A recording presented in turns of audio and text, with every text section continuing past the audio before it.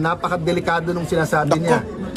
Parang niyang tinatanggalan ng depensa ang Malacanang at saka ang Supreme Court sa pinagsasabi niya. So ang pakiusap ko, we're being deliberate, we're being prudent. Ingat kayo mga law enforcers kasi yung sinabi nyo babalik din sa inyo. Yung time na kailangan nyo ng suporta dahil dinidepensa nyo yung bansa, binigay namin. So now na may dumepensa sa Senado, mag-ingat-ingat kahit inuutusan kayo. Okay. Yun ang matinding doon. Banat doon. I will give you names kung sino yung pinipressure. Okay? Cheese Escudero, pinipressure yan. Si Estrada, si Jinggoy Estrada, pinipressure yan. Yung mga pinangalanan na di umano daw sa flood control. Si Villanueva, yan. Yung magkapatid na Bilyar, pinipressure yan. Si Loren Legarda, pinipressure yan. Bakit? Lahat kasi sila, may banat dyan eh. Binanatan yan. Di ba si Cheese Escudero dinadamay doon sa issue ni Romualdez. Si Jinggoy, sinasama daw. Kaya ang ginawa nila, sinampulan nila si Revilla. Ito ang tunay na warning shot. Warning shot po ito sa PNP at sa NBI. Kasi ngayon, yung kanilang pagtangkang mapalitan ng presidente ng Senado, hindi ho nagtagumpay. Ang ginagamit nilang dahilan, kesyo ayaw daw ituloy impeachment. Nga kahapon, kitang-kita nyo naman, agad-agad, forthwith. Pagka-convene, pahiyang-pahiya ho. Pahiyang-pahiya ho yung mga senador na katulad ni Soto, ni Lacson, yung mga excited na ma-impeach si BP Sara Duterte, katulad ni Ontiveros. Kasi paulit-ulit nila sinasabi yan eh. Kaya inagaw yung Senate presidency. It's because ayaw nilang ituloy ang impeachment ni BP Sara Duterte. Itutulad nila yun sa last year. Anyari. Kaya kayong mga animal kayo, di ba? Lalong-lalo ka na, Ontiveros, Bam Aquino, Kiko Pangilinan, ikaw Soto, at saka si Lacson, pahiyang-pahiya kayo ngayon. Kasi yan naman, alam mo, sa totoo lang, yan lang naman ang solid ngayon eh. Yang mga bugok na yan eh. Yang 5 na yan. Sino ba yung 5 na yan? Maroon 5. Sabi kasi ni yung kaibigan natin si Benny Antiporda, sabi niya kasi daw yung tawag ngayon sa Senate yung Maroon 13. Maroon 24. Kasi 24 siya. 23 lang pala, sorry. Maroon 23. Kasi 'di ba alam niyo may Maroon 5 yung banda, yung mga hindi ho inabutan yun, yung mga matatanda na. Maroon 5, di ba may ganun? Eto daw, kasi nakamaroon sila kanina, na ganun sila, nag-convince sila, so nag-robe na sila, maroon yun. So Maroon 23. Sabi ni Benny Antiporda, hindi Maroon 23 ha, Moron 5. Napaisip ako, sino kaya yung Moron 5? Ngayon ko naaalala, yung Moron 5 kung sino yun. Yung solidong si Soto, si Lacson, si Hontiveros, si Bam Aquino, tsaka si Kiko Pangilinan. Yan talagang solido eh. Yung iba naman, mga ano lang yan, malaro na lang yan, politika na lang yan. Etong 5 to yan ang solidong opposition ngayon. Sorry, di pala opposition, minority. Yung 5 na yan. Kaya nga, eto mga kababayan, napakaganda ho ng nangyari kahapon, napahiya ho sila. Dahil akala nila hindi itutuloy impeachment natuloy. Alam mo, maganda ito. Maniwala kayo sa akin, exciting. Ako excited ako sa impeachment ni BP Sara Duterte. Alam mo kung bakit? Baka sabihin ng iba, bakit ka excited? Akala ko ba ayaw mo ma-impeach? Oo nga, ayoko nga siya ma-impeach. Kaya nga ako excited sa trial.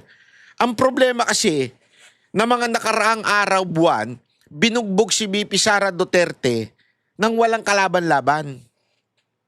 Para bagang pumunta ka sa isang away na 10 sila, ikaw nakatali pang paat kamay mo. Tapos 10 yung kaaway mo. Dito nga, buong kamarang kaaway ni BP Sara Duterte, pinagtulungan.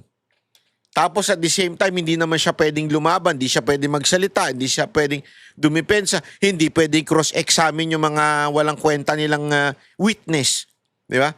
Pero dito sa trial, eto na. Eto na yung bloodbath na tinatawag. Simula na ang bloodbath. Oh, simula na po ang bloodbath. Bakit to kanyo? Kasi dito, talagang literal na, eto na. Eto na po. Pwede na hong i-cross-examine yung mga pinipresentang ebidensya, witness. Mantakin mo yung mga ko-cross-examine dyan, mga malulupit na lawyer. So yung mga imbento, yung mga paiyak-iyak ni Madriaga, hindi bebenta yan mga kababayan. Hindi bebenta yan. O panoorin natin itong banat ni, warning shot ni Cayetano. Well, what happened? Bakit as is, status quo? What do you think happened? Ang ugong over the weekend. First, only to God's grace. Okay, so the 2 weeks na binubuo ito and they were asking me, na-expect na yung ibang pressure.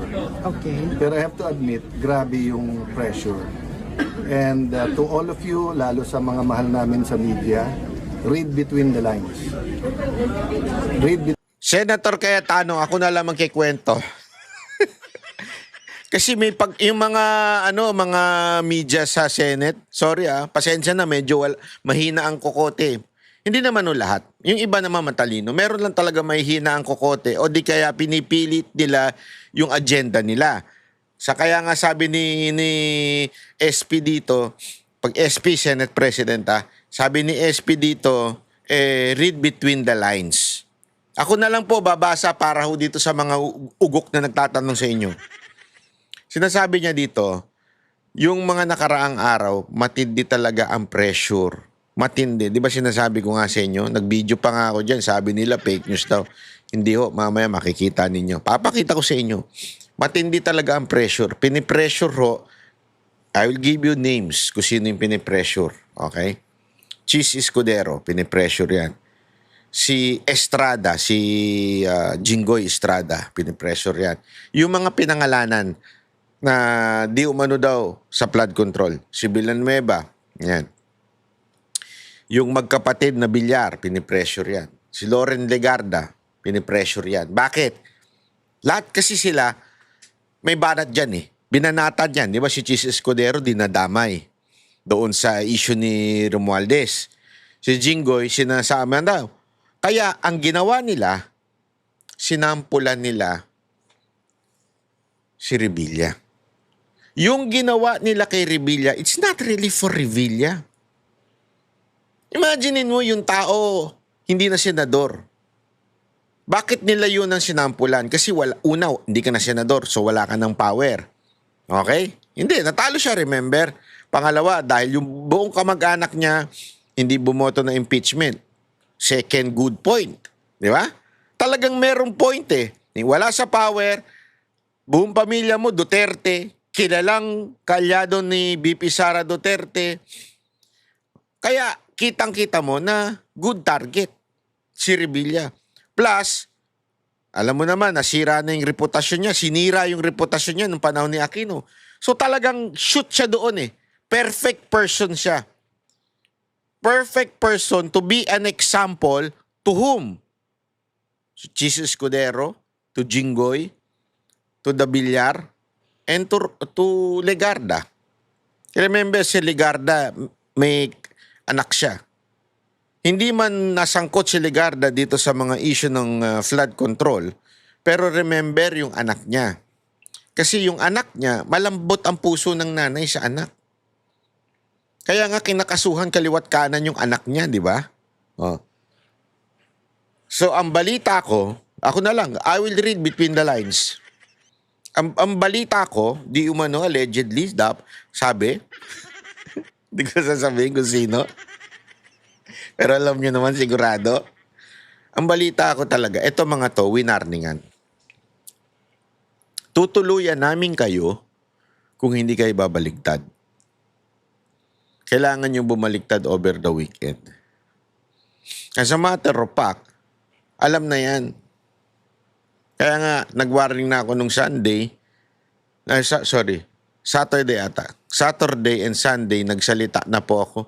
Naggawa na ako ng video to put pressure on these senators that we Filipino people are watching you. Yes, maybe you are pressured by the government. Kaya ngayon, may isa ng kinasuhan. Iisa-isay na ho sila. May dinadamay na ngayon. Sino yon? Mamaya sasabihin ko sa inyo. Ganyang kalupit itong, ganito kademonyo itong ng gobyerno Between the to. lines. Any pressure, negative or positive, please read between the lines. What pressure? Pressure na kumalas. Who caused Hindi ko alam kung nagtatanga-tangahan ng media o gusto lang talagang nilang manggaling sa bibig ni Cayetano. Alam naman who ng lahat. lobbied? Alam naman ng lahat. So, ang aking inuulit na message, we're here to collaborate. So, interdependence with the judiciary and the executive. Wala namang problema sa judiciary, but with the executive, we want to collaborate. Ano yung, especially because of the crisis, gugutom na talaga mga tao talagang nawawalan na ng trabaho. I don't blame them for trying, but mas marami nasasaktan habang tinatry. Tapos yun nga, katulad ng NBI, kagabi lumabas, may talaga, gunpowder. So nagsisinungaling talaga sa presidente. So there's a lot of lies, misdeception, miscommunication ongoing. Okay. But yung members namin, we say we'll hold together. Manipis talaga, kaya grabe yung pang-intriga, grabe yung pakiusapan. May attempt kanina dun sa committees. Having said that, we're all professionals and I don't blame the minority. Nung nasa minority kami, gusto rin namin maging majority. Diba? So ang tinutulay ko is that basta dun lang tayo sa tama pare-pareho, we're willing to work with you. Pero yung hahawakan nyo kami sa liig or magdidikta, especially kung papunta tayo sa changing the constitution, medyo malabo kami sumama. How does that feel like? Kasi po, ayon din po sa aking talaba, nung talaba banat ba di ba yung bayot na si Palsis, meron siyang Tweety Bird. Mahilig sa Tweety Bird. Ako, mahilig po ako sa talaba. Kaya, ayon doon sa talaba ko sa Senado. So, nagkakaintindihan na tayo. Pag tinawag kong talaba, may talaba ako sa Senado Ayon doon sa talaba ko sa Senado. Ayop ka. Hindi, ayon doon sa aking talaba sa Senado, talagang napaka-tindi ho ng nung pressure na yan na masasabi nating hindi lang ho hindi ho ito blackmailing na ang ginawa. Pero alam mo, pwede ba palakpakan naman natin yung mga hindi bumaligtad? At ibu naman natin yung napapabalita, di umano ha? Actually, hindi ko alam kung bakit kasi. Alam mo, eto, sana kayong mga Pilipino, maging wais na kayo. Pag merong nagko-comment sa social media, ang daming nag-comment sa post ko, Banat Bay, actually, kilala ko, halatang-halata ng mga troll Lilipat na daw yung dalawa sa majority. Huwag kayong kakagat agad-agad. Sino man naglalabas niyan? Kung wala kayong pruweba, huwag kayong maniniwala. Wala ko kasi nga kung yung dalawang sinasabi nila na yon, si Subiri at saka si Gatchalian. Duda na ako linggo pa lang duda na ako na babaligtad yun. Hindi, walang mga bayag yung mga yun Sorry that's how I see it.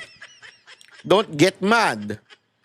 Wala naman mga bayag yan Hindi handa niya makulong para sa bayan. Mananatili sa administrasyon yan. Maniwala kayo sa hindi. At ako, malakas ang faith ko dito kay Jinggoy at saka kay Estrada. Kay Jinggoy at saka kay Escudero. Kasi sila, in history, pag pag-aaralan mo yung kanilang political,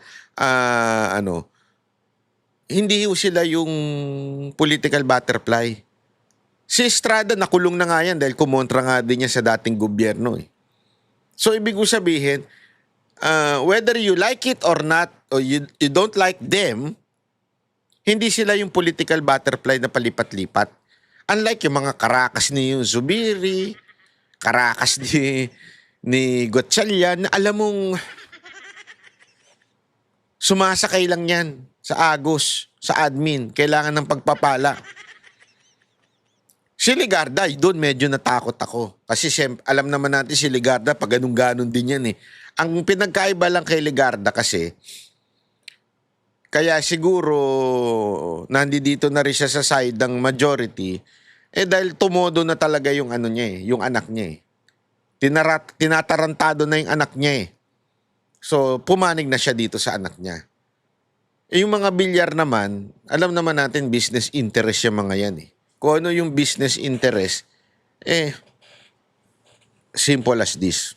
As a businessman, you listen to this.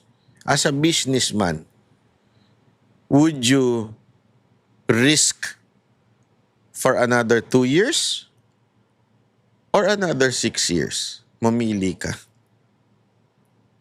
Totoo. As a businessman, magtitiis ka ng 2 taon, magre-risk ka ng 2 taon, o i-risk mo yung 6 na taon?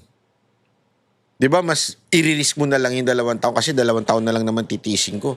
Baka less than na nga lang yan.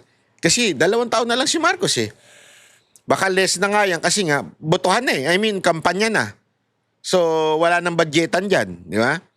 Wala nang ano dyan. Medyo hirap nang mag-gipitan dyan. Busy na yung pamahalaan sa kampanya. So, more or less, 2 years. 2 years na lang. Alam naman natin, sure shot na si VP Sara Duterte sa 2028. 6 years mong kakalabanin yon pag bumaligtad ka ngayon. Wala ka. Kaya, kaya lang, ito kasi sila Zubiri at saka sila Gatchalian. Wala kasi talagang bayag yan. Sa totoo lang, Parang you're walking on eggs. Ganun ba yun?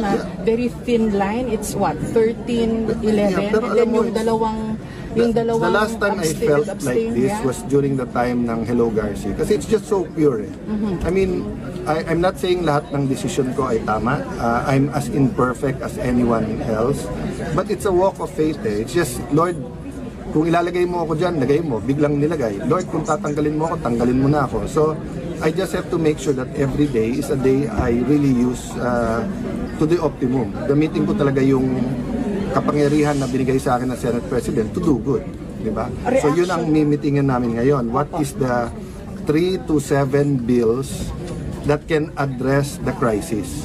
So ano yung presyo, trabaho kita, or sa energy, presyo ng kuryente, or sa agriculture, maliit man ang epekto or malaki na we can propose to Malacanang tapos itulak ng gusto.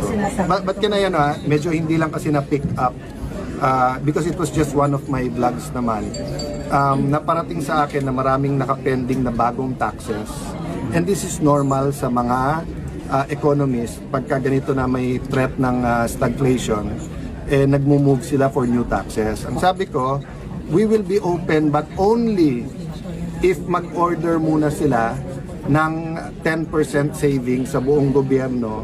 Ipakita muna natin sa tao bago natin singilin ng mas mataas. Ito, matagal yan na sinasabi. Magtatax. Ubus na nga ang pera natin, gusto pa tayo taksan ng gobyerno to. Alam mo kung bakit? Ubus na rin ang pera ng gobyerno. Pero wala sa serbisyo. Wala rin sa infrastructure. Saan?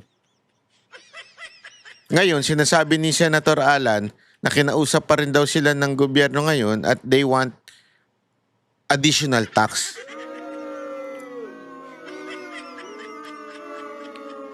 Pero sa tono nito, ngayon, tila mukhang pipigilan niya, parang sinasabi niya, ipakita muna natin sa taong bayan yung 10% na matitipid natin, then tsaka tayo pwede mag-tax. Sa tingin niyo makakatipid? Sa ginagawang abuluyan na ginagawa ng gobyerno sa mga Pilipino para makuha ang ratings, sa tingin ninyo, makakatipid ang gobyerno? Dili. So, ibig sabihin nun, mukhang tatablahin yung tax. Additional tax. Dalawa. One, nagsisave tayo, walang luho sa gobyerno. Number two, honest to goodness yung atin anti-corruption. Diba? Kasi kung mag-new taxes ka, So, that's impossible. tapos ang mangyayari, tingin naman na binubulsa, or mag-new taxes ka, pero tingin nila, pag tinignan, marami pang luho sa budget, hindi susuportahan ng tao yun. The problem is economic spending is down. Yes. So the economy is really not moving at all. It's the first time siguro after World War II na nagkasabay-sabay. Oil, fuel, fertilizer, geopolitical tension. So tapos tayo kasi 3-4 ang tama. Bakit? Marami tayong OFW eh. So each and every one na kailangan umuwi, walang sweldo yon. Pag uwi, wala na rin remittance iyon. Okay. Tapos nung tinamaan ng Bahrain at Qatar sa LP sa gas, ang byproduct ng urea, which is fertilizer, na ang biggest is India. So hindi naman basta't mag-export. So mataas na, mahirap pang kumuha. So ano na eh, what do you call this? Nanganganak at damay-damay. Viral na rin yung crisis eh. Opo. So ito pong nangyari today, is this how the Senate will conduct itself? Na una, you were a Senate session, Yeah. regular session, and then you convened the impeachment court, and then biglang naalis na naman yung mga I'll road answer nyo. that directly. Yeah. Then I just wanna thank the minority then. One, so mangyayari nito, medyo ilang linggo pa bago mangyari yan yung naka-rogue na araw-araw na. Bakit? Kasi may 10 days pa para sumagot ang Vice President, tapos 5 days pa, tapos pre-trial pa. Okay. So yung actual na trial, malamang yan, tatama yan naka-break, so malamang yan, maka-araw-araw kami, pero may committee hearings. Ngayon, pagka nagka-session na ulit, yun ang mas malaking challenge kasi kung tutusawa yung everyday, kailan tayo magsasesyon. Pero we will balance it. But I want to take the minority because they're statesman and professional enough. Nagkausap-usap kami na while they don't have the numbers, yung usual na proseso sa Senado, wag nating i-delay. Opo. For the record Senate po. President Cayetano, if we reverse engineer what happened nung Wednesday, tama ho ba na kulang ng communication between the GSIS and the Senate? Hindi kulang. They were not informed. You were not informed na nagbare na Hindi sila. kulang. Sinadya nila. Sinadya nila. Never. Iyon ang banat. Warning shot pa lang yan. Mamaya meron pa. Kasi yan ang pinalalabas eh. Kulang daw ang coordination. Ang GSIS never nagpapasok ng NBI kung may problema sa peace and order. Police parati yun. Okay. Number 2, ibabarena mo yung pinto na lalabas yung mga senador. Isasara mo yung gate sa likod kung kailan lalabas yung mga senador. Tapos nung tinanong namin, wala daw NBI sa loob. O, bakit yung ngayon yung may pulbura sa kamay at dito sa loob ng Senate nahuli? Diba? Could it have been simpler kung in-inform kayo ng GSIS na magbabare Yes, na pero kami to secure yes, the pero door? masisira plano nila. Oh, so you're Malalaman saying- namin eh. Malalaman kasi, it's okay. Malalaman kasi namin eh. Aha. Malalaman namin. So you're saying I'm po at this- deliberate? No, at this point in time, the burden is on them to prove to us that it's a series of coincidences. Okay. Kasi pag ni-reverse engineer namin, plinano talaga nila na pakita sa Senate na ganyan ha. Sige, may numero kayo, nandyan si Bato ganyan ha. Papaligiran naman namin kayo ng mga armado. Senator Gringo Nason said it best. Diba? If you are where you're not supposed to be at armado ka, what do you expect will happen? SP Diba? Summit po ng DOJ, sabi ni Justice Malinaw yun ha, mga kababayan ha. Sandali, hindi pa tapos, bumapasok na kagad yung ano eh. Secretary Vida, coordinated daw yung move ng NBI, yung mga armed. Inamin niya na coordinated sa kanya. Anong and reaction then he niya? wants to investigate. Gusto ni Secretary Vida mag-imbestiga ang NBI DOJ, pero sila ang dapat imbestigahan eh. Kaya nga ang message ko sa kanya, hindi ka pwedeng bida kung kontrabida ka. Ay, grabe. Okay? Wag ganun. Ay, nako. Yung acting secretary kasi ng DOJ eh. Tama naman si Cayetano dito. Kung ikaw yung kontrabida eh, bakit ka ikaw magbibida ngayon na mag-iimbestiga? Di ba? Oh. Hindi niya naman sinasabihan si DOJ secretary ha. Ang sinasabihan niya talaga dyan si Matibag. So Eh. kung gusto mo mag-imbestiga, kailangan neutral ka. Si Secretary John Vic hindi ko kasama sa politika. Si Secretary John Vic maraming policies namin, hindi niya gusto ka. Pero nung pumunta siya dito, malinaw. Impartial, sabay tayo, ano kailangan mo sir? Kailangan ko CCTV, sinabit namin. So basta't patas, payag kami. Pero wag naman yung gagawa ng storya tapos kami pa ang kami pa ang kontrabida sa huli. Isa na lang po, SP, yung inaabangan ng iba yung chairmanship ng Blue Ribbon Committee, bakit wala po? Because nga, we wanted a bigger majority and we want to move forward na hindi confrontational pero lumabas lahat ng totoo. So we're considering everyone. We're considering Senator Marcoleta but we're also considering someone else. O sabihin ko na, we're considering Senator Pia. Diba? And then, dati, Take note po ito ha. Ito ho, galing ho din sa talaba natin dyan. Hindi po yung support na Tweety Bird ni Palsis. Ito po sa sa talaba natin ang galing din. Talagang alam mo, ang gusto sana talaga nila kahit po I think si SP nabanggit din ata nung isang talaba ko. Gusto naman talaga si Marcoleta sa Blue Ribbon. Ngayon, ayaw ni Marcoleta. Hindi ko alam kung bakit ayaw ni Marcoleta. Honestly, hindi ko alam kung anong dahilan niya kung bakit ayaw niya sa Blue Ribbon. Pero tignan nyo, lalabas sa mga balita yan na itatanggi niya yan. Hindi, sabihin itatanggi. Sasabihin niya na hindi niya gusto.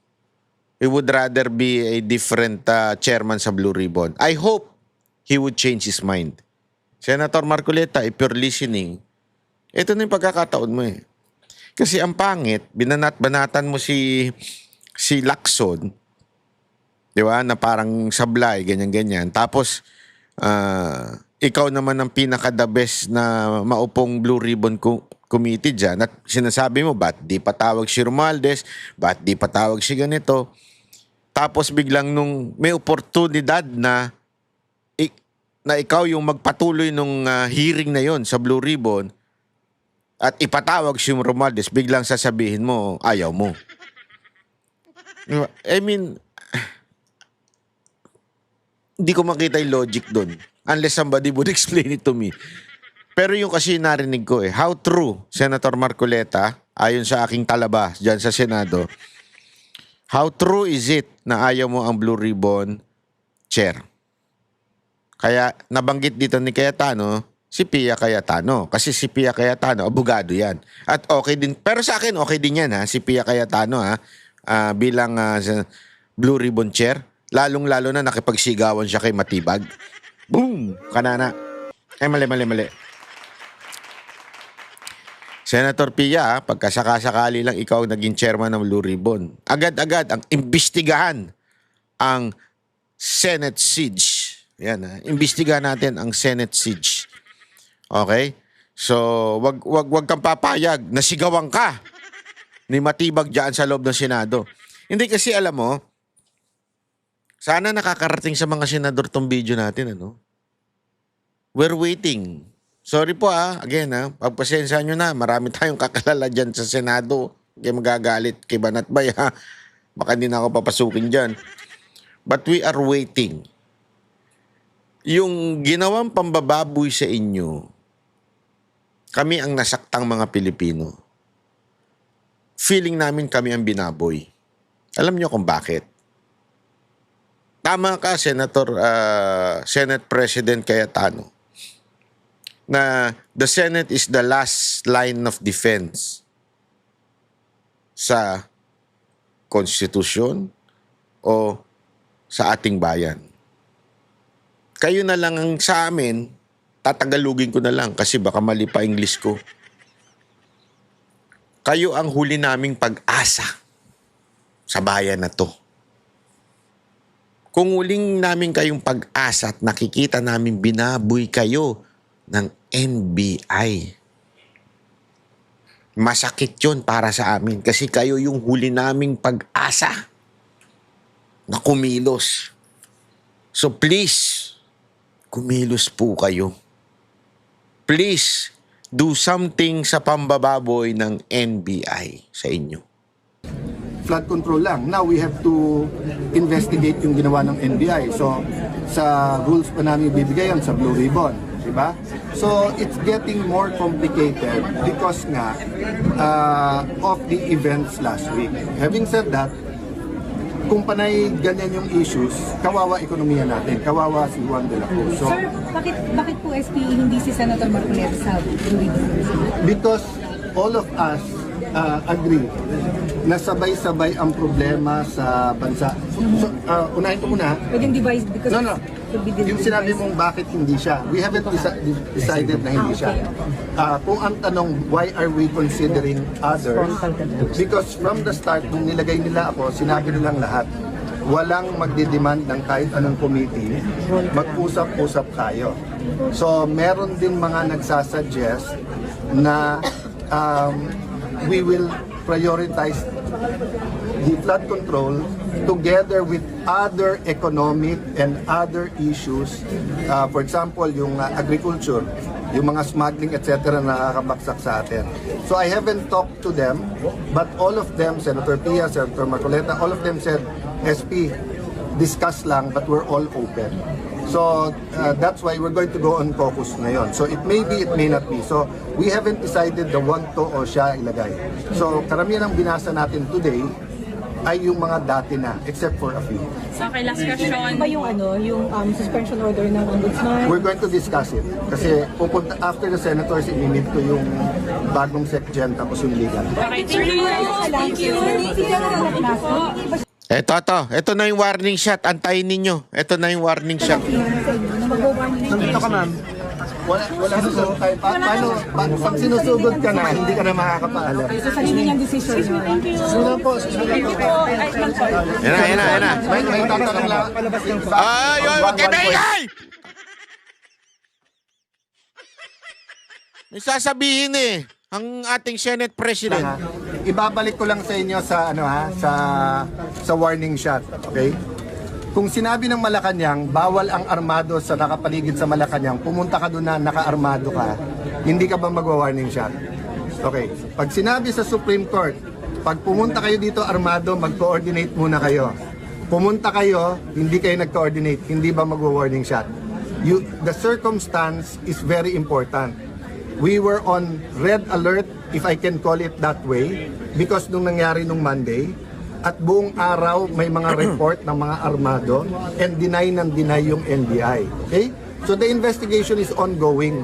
Pero yung maglabas na ng mga talking heads, yung mga nagsasalita na hindi dapat ng warning shot, napakadelikado. Pati ang PNP yung general na yon, napakadelikado nung sinasabi niya.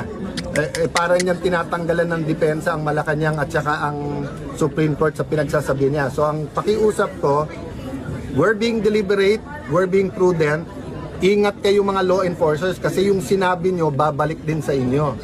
Yung time na kailangan nyo ng suporta dahil dinidepensa nyo yung bansa, binigay namin. So now na may dumepensa sa Senado, mag-ingat-ingat kahit inuutusan kayo. Okay. Yun ang matinding doon. Banat doon. Read between the lines. Alam mo kasi, pasensya na ho kayo hindi ho tayo nagmamagaling. Ako naman, kilala nyo naman Disclaimer ko na ho ito ever since. Magkakilala po kami ni SP. Si SP po kasi pag nagpaliwanag, medyo malalim. Medyo, siya paano ko ba masabi ito ng maganda? Baka sabihin ni blasphemy. Kasi yung nagbabasa ng Biblia ito So, minsan yung kanyang pagsasalita parang nasa parable din. I mean, if you are a Christian, you would understand me. Okay? Sometimes kasi, we Christian, we use jargons or sometimes we use, dahil siguro sa kakabasa rin yan ng Biblia, na-apply natin ngayon in the way we communicate with people.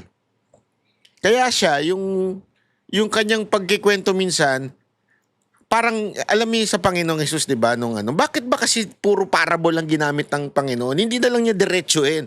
Tinatanong siya, ikaw ba'y Diyos? Iba, yung sagot niya, manggagaling sa Old Testament, pero hindi niya siya sagutin ng direkta. Ipapaliwanag niya kaagad. Parang ganito yung nangyayari kay SP. Ganun ko kasi siya mag-speech, ganun ko siya magsalita. Dito, sinasabi niya, para bagang mali yung warning shot daw na yun, kasi nasabi ng mga media, mali yung warning shot na yan. Pinapaliwanag niya, kung napapaligiran ka na ng mga taong armado, pinabababa yung baril, ayaw ibaba ang baril. Kaya nag-warning shot. Kung ginawa yun sa Malacanang, pare, nandun, naka-uniforme. It does, kasi sinasabi nila, NBI yun eh. It doesn't matter. Kasi ngayon, ang kriminal, they can buy NBI, di ba? Nakakabili nga ng kumpletong damit ng pulis eh. NBI pa kaya na mas madali. Kasi hindi naman po kumpleto ang damit ng NBI. Wala naman silang pambaba. Iba-iba naman ang suot nilang pambaba. Mag-vest ka lang dyan, ang dami nabibili dyan. Sa Lazada, maganap ka, ang daming vest dyan. Yung nakalagay dyan, bulletproof, 1,000 pesos lang. Best lang po yun, lalagyan mo lang ng NBI yun. Oh. Ibig ko sabihin, it doesn't really matter whether they're in uniform or not.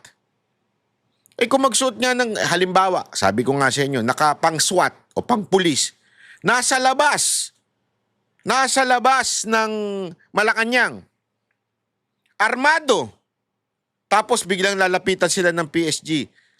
Sir, taga saan po kayo? Pulis kami. Oo, pero bawal yung ganyan. Ibabaho nyo yung, baka baril ninyo. Tas lalo pang tinaas. Ano sa tingin nyo gagawin ng PSG? Warning shot. Eh, nung ginawa nito, ng NBI, nung winarning shot sila, pinagbababaril. Oh, so ano mangyayari ngayon? Yun yung sinasabi. Kaya nga sinasabi ni Cayetano dito, doon, hindi ko kilala kung sino general na nagsabi. Doon sa general na nagsasabing mali yung warning shot, ganito. Kasi sinasabi nila, eto ha, para lang sa kaalaman ninyo. Alam ko kasi yan eh, kasi basta, hindi ko na lang kikwento kung ba't ko alam. Alam ko po na dati, allowed ang warning shot ng pulis. Pero, nag-issue na ang pulis, ngayon, itong mga nakaraang mga taon, na pinagbabawal ng warning shot. Kasi nga, ang prinsipyo doon, yung warning shot, yung puputok sa taas, bababa din yun. Diba? Kung pinagbabawal nga natin sa bagong taon yun, at saka delikado, baka may tamaan doon sa warning shot. So, pinagbawal na ho yan ng pulis. But, the argument, pulis ho yun. In a police operation, bawal ho yun. But, etong OSA is not a police. Ito is nagsisecure ng isang sagradong lugar, Senado.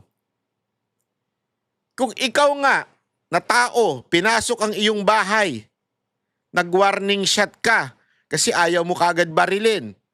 Kaya lang, kesa na tumakbo yung magnanakaw, tumakbo papunta sa'yo. Pinagbababaril ka pa. Anong gagawin mo? Kaya nga dito lang sa argument na to, sinasabi ni Cayetano, maling-mali yung nagkokomentong general kung sino ka man.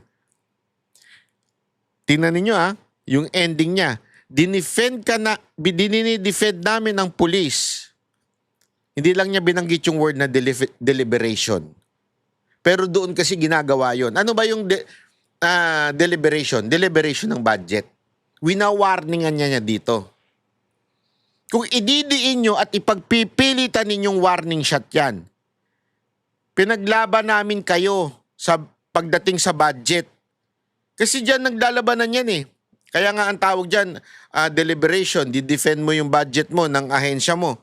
Pinaglalaban namin kayo mga senador, nadagdagan kayo ng budget, ngayon na kami na may hawak.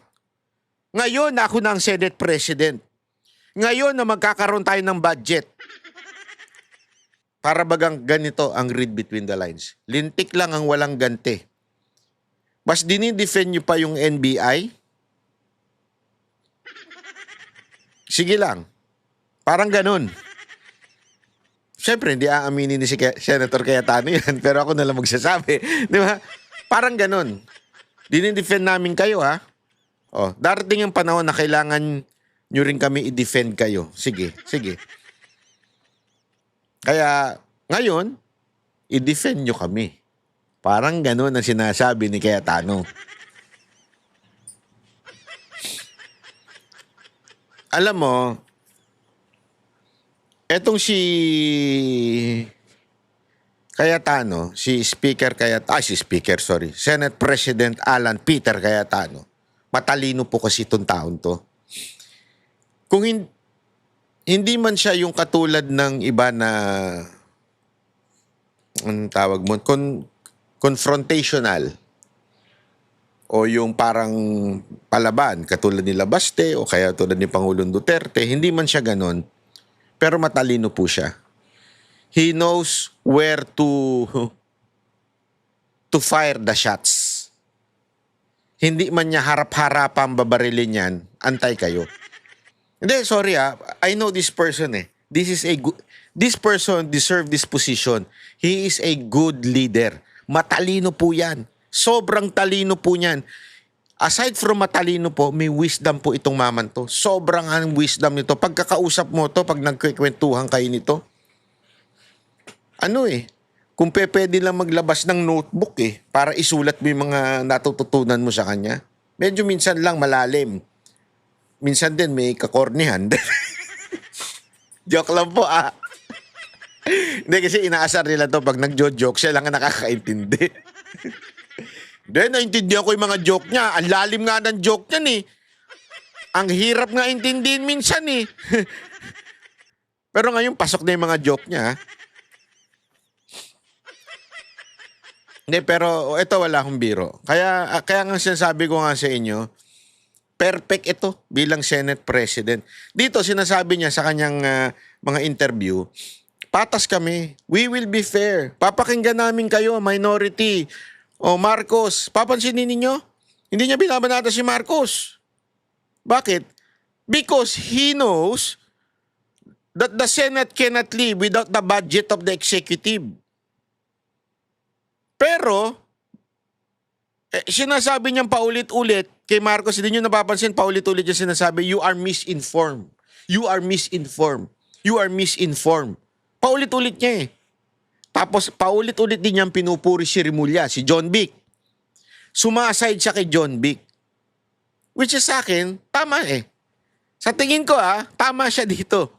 Although I do not trust John Vic. Pero tandaan ninyo, may alitan yan na si John Vic, si Trillanes. And, eto, by history, alam ng mga pulis ito, meron ng girian ng NBI at ang pulis, ang PNP. Noon pa yan. Matagal na panahon pa yan. Kasi minsan ang NBI medyo din yan ayoko namang sabihin mayayabang, pero mataas kasi yan Abogado yan So medyo mataas ang nila sa tingin nila sa sarili nila.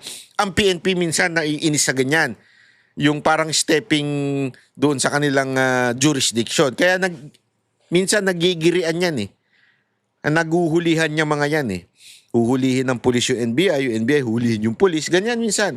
Kaya nga kung babansin ninyo, paulit-ulit na na-confirm. Si Robin na mismo nagsabi na si Bato gusto niya na sa PNP. Bakit niya gusto sa PNP? Gusto niya makulong sa PNP? Paano kung bitbitin siya ng PNP sa dahig? Bakit niya gusto sa PNP? Hindi niyo napansin yun? Di ba? Weird yun Gusto ni Bato sa PNP. Kasi alam niyang hindi makakalusob duman ang NBI. At alam niyang poproteksyonan siya ng PNP. Kasi alam nating lahat, itong NBI yung may kagagawan ng katarantaduhan sa kanya. Sandali, banat ba? Paano kung dalhin siya utusan siya ni Marcos, itong PNP chief, utusan ni Marcos, pag custody nyo na, bitbitin nyo na sa sa dahig. Yan yung mahiwaga. Bakit niya doon gusto? Read between the lines. Dito, pinipitik niya ngayon ng PNP. Ito, basahin nyo na maigi. Dito, sinasabi ngayon ni Cayetano, pag deliberation ng budget, dinidefend namin kayo. Now, mag-ingat ka. Yun ang sinasabi niya doon sa general, kung sino mang general yun. Mag-ingat ka. PNP yung sinasabi niya dito So, ano ibig niya sabihin? Defend us, we will defend you. Sabi ko dito, ito bright talaga itong maman to. Kasi hindi naman din kakayanin mag-isa ng Senado. Always remember this. Sa Pilipinas, you need arms. Ibig sabihin, yung mga armado. hindi mo kayang magtapang-tapangan nang wala ka namang armas. O in this particular case, saan ka? Mamili ka, PNP, AFP, or the NBI. Kalaban mo na ang NBI. PNP, marami dyan kabaro ni marami na namumuno dyan, mga kabaro ni o classmate ni Bato.